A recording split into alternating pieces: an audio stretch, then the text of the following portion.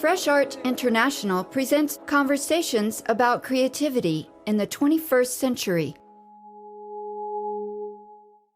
Welcome to Chicago. This is Fresh Art International Live. You're about to hear a conversation we recorded with American artist Amy Sherald before a live audience inside MoniqueMeloche Gallery in a West Side neighborhood known as Wicker Park. I'm Kathy Bird.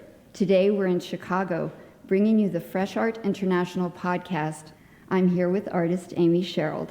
We're sitting in the midst of 6 gorgeous paintings in Amy's first solo show at this gallery. And the title of the show is A Wonderful Dream. I'm thrilled, Amy, thank you. Happy to be here. Amy Sherald is an American artist born in Columbus, Georgia, and based now in Baltimore. She received her MFA in painting from Maryland Institute College of Art in 2004, and before that, a BA in painting from Clark Atlanta. She was a Spelman College International Artist in Residence in Panama. She's been a recipient of the Joan Mitchell Foundation Painting and Sculpture Grant and a Pollock Krasner Grant. The biggest deal lately is that she was the first female to win the Outwin Bouchever Portrait Competition Grand Prize, for which her work will be added to the Smithsonian's National Portrait Gallery collection. That's so awesome. It's pretty cool. We're here today in a place between grief and celebration, with the latest shock of killings in America and the emotional tensions that are high at this moment. Amy Sherald is what we need. Her work and the vulnerability it expresses are bringing us together. So we're filled with sadness and anger. At the same time, we're filled with happiness and celebration around this fantastic artist. So you grew up in the South. I did. That's the heartland of what Dawood Bey describes in his essay about this show as the fraught social narrative of race in America. Mm-hmm. So talk about a challenging place to grow up. I mean, I was born in 73, so there was still a lot of residual racism in Columbus, Georgia. I feel like it's still a very segregated city in a lot of ways. I moved back to Georgia when I was 33 years old, and this was postgraduate school. So I had a new language, and I had a new way of seeing things, and I had this academic background behind me so that I was really finally able to understand my environment and then be able to put a language to it. So as a 33-year-old woman, I went home, and I was interacting in the same spaces that I grew up in as a child, but just with more knowledge and the ability to see the structure and understand it. And I think that's when I began to have these introspective moments of who I was as an individual, going to Catholic schools and being in an environment where there were not a lot of people that looked like me, but then being confused about my identity too, because I was light-skinned and my hair was a little light, and people would treat me, sometimes I wasn't black enough, but then some white people would be way more comfortable around me than they should and say things that, it's well, you're not black anyway. I'm yes, I am. So not even being biracial, but having this, I guess, an identity crisis in a way. So then reaching the 9th grade and all of a sudden having black friends and then trying to figure out how to fit in with my black friends. For me, it was assuming a language. I came home from school and I was hey, Ma, I started talking like this. And my mom was I'm so sorry, but this is not going to happen. So but again, not having the language. I always joke around. I say Public Enemy is it brought me home.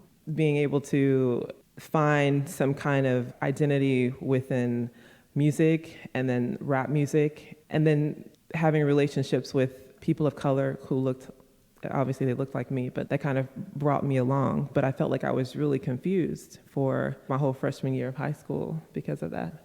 You've called it code switching, the sociological term. Well, I learned that when I took sociology class. Yeah, isn't that funny how suddenly we learn what things are called? We've lived them our whole lives, and now we know what to call them. But it's something we all do. It's just, it's not special to me. It's something we all do. But sure. I feel it's something specifically that Black people do. But then also, I've done workshops with young Hispanic men and young African-American men where they sit down and talk about the commonalities that they have and what it means to have that, because it's a skill, and now it's a skill that would save your life. You know, it's a skill that I feel like a lot of youth don't have now, is that ability to be the chameleon and change who you are in that environment so that you can just survive. Mm-hmm. I guess there's a sense of being alone and belonging at the same time that you're dealing with. And in that changing that you did between home and school and outside, inside, black and white communities and environments, there's a certain freedom in it, no?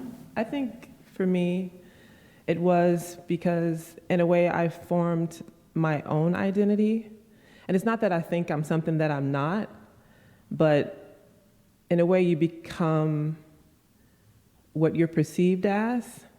And not necessarily in college, but I guess just after college, because I went to Clark Atlanta University basically for the reason of like just kind of having a black experience, what I considered, you know, a black experience, and because my father went to Morehouse. I don't know, like I think I always felt a little trapped by identity because of the fact that I didn't have black friends, and so I'm not sure this is a conversation that I would like normally have with strangers, but it's like I have my inner white girl and then I have a black woman. They all live inside of me culturally. I associate with a lot of different people. My friends growing up were from different countries.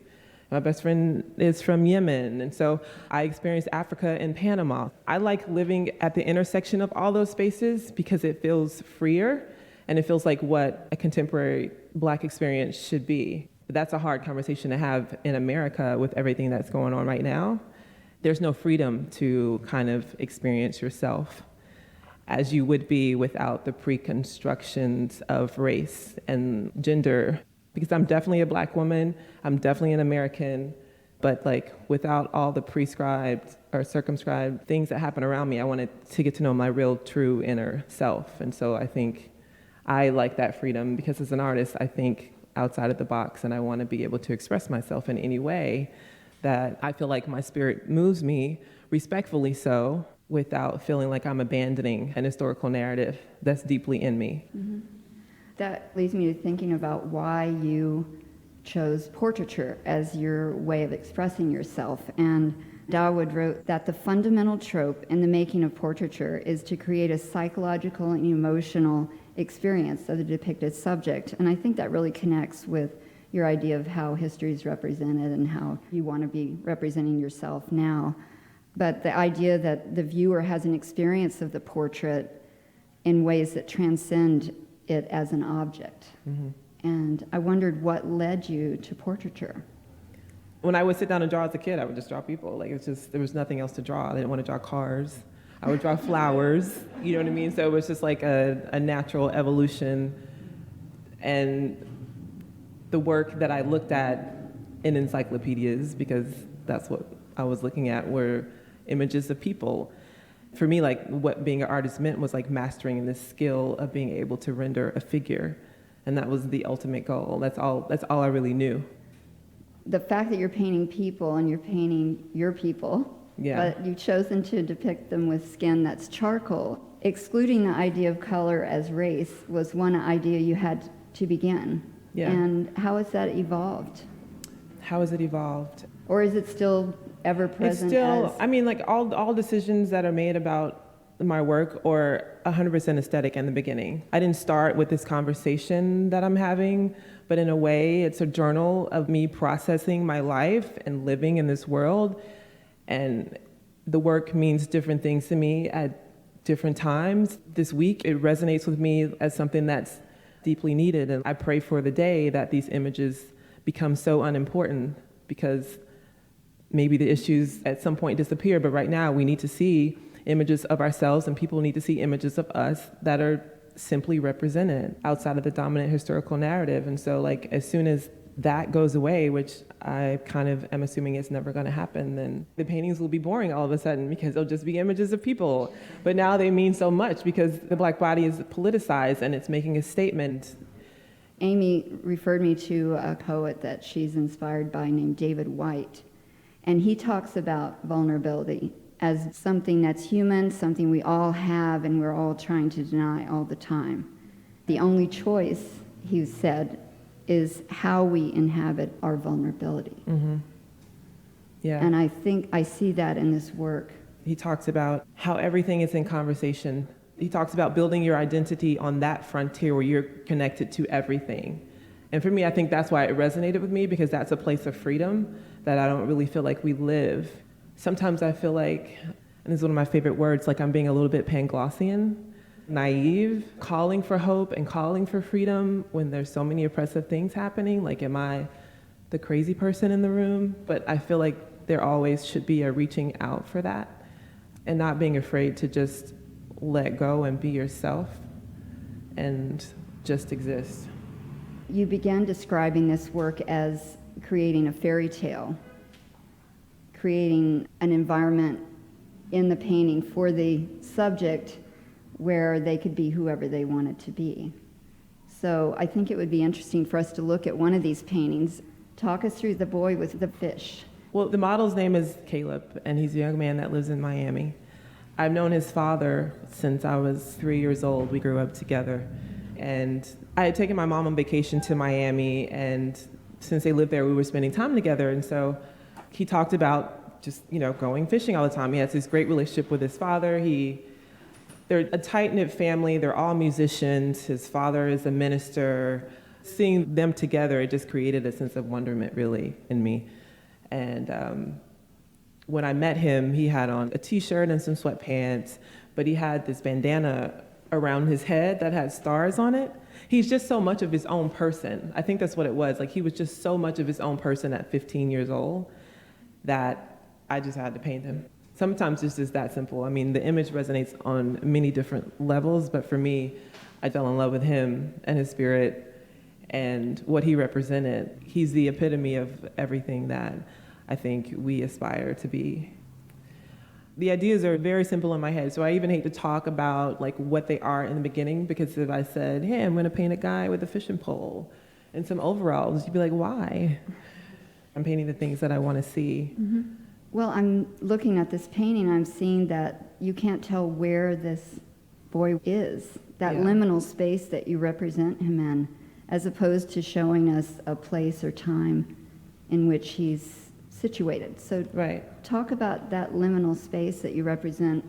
I mean, when people ask me about my backgrounds, I think about something that Odd Nerdrum told me when I was studying with him in Norway. He talks about heliocentrism and he talks about geocentrism, and he's stretching the definition of them, but he says that heliocentric work is work that can exist in any time or space and still be relatable to whatever time that is existing in. So I want them to be these eternal beings, these archetypes. And although the costuming has moved a little further away from fantasy and more contemporary, recently I've just been really reconnecting with the work that inspired me and looking at a lot of Bo Bartlett paintings and thinking about American realism and thinking about these images as paintings of American people and wanting to place myself in that genre, because these are the artists that I grew up looking at and emulating, and my stories shouldn't be shared separately from their stories, because I'm a narrative painter. I paint the figure. I paint Americans doing everyday, ordinary things. Amy's work makes me pose questions about where I stand on issues of race and vulnerability, and why, and what can I do to make this world better. The question is how to make what Amy imagines become real, and how do we reshape a world in a way that makes it feel less toxic and more hopeful. And I'm wondering what you hope that viewers take away from seeing your work. A sense of wholeness. I mean, I appreciate the emails that I get from people who are not Black, who really look at the work and see themselves. I want them to leave with a sense of wholeness, but for me, because I live in a city that's full of such disparity, I'm painting these images in hopes that we can see ourselves in a different way. To be able to think freely and to imagine is a privilege in itself. I appreciate you, Amy, and all that you give with your art. Thank you for doing the podcast here.